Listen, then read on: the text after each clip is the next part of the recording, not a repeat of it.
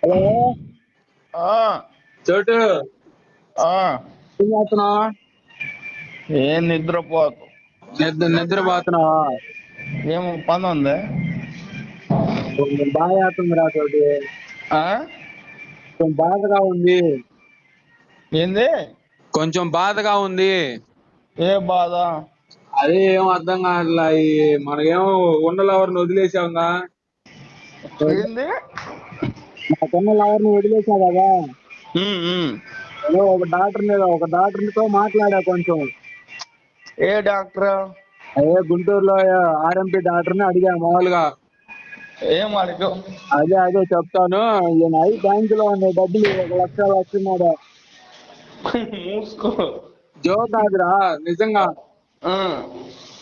మనకి ఇప్పుడు జ్యోతిబాబు వంశీ వీళ్ళు ఉన్నారు కదా, వాళ్ళతో పాటు ఇప్పుడు మనకి ఎవరు లేరుగా. నువ్వు కాస్త ఏమన్నా సర్జరీ చేయించుకోవడానికి సహకరించావనుకో, కాస్త మేము అందరం కాస్త లైన్ లో ఉంటాం. కాస్త మా సామాన్ని తీర్చుకున్నావు అనుకో, కాస్త నువ్వు మాకు పుణ్యం చేసినోడు అవుతావు. మూసుకో. ఏం మాట్లాడుతూ నాకేం అర్థం కాదు.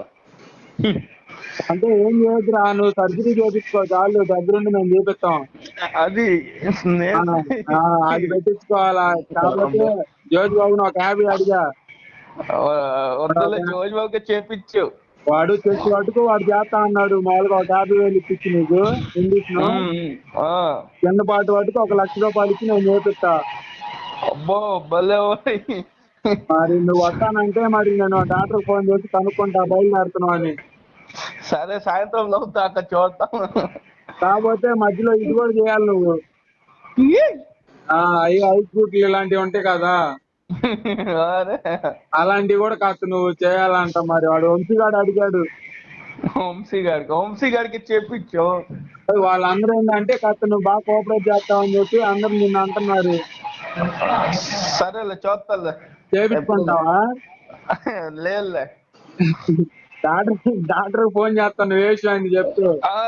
నేను నిద్రపోతా. అప్పుడు ఎందుకు ఇవన్నీ రకాలు చేస్తున్నా అర్థం కాదు. అంటే నువ్వు కాస్త రొమాన్స్ లో కూడా కాస్త బాగుంటావు కదా, అంటే మేము ఎట్ట చేసినా గానీ కాస్త నువ్వు ఏమన్నావు అని. అంటే యూత్ కదా, ఎక్కువ స్టామినా ఉండిద్ది అని చెప్పి మేము అందరం నిన్ను ఎంచుకుని. మూసుకో.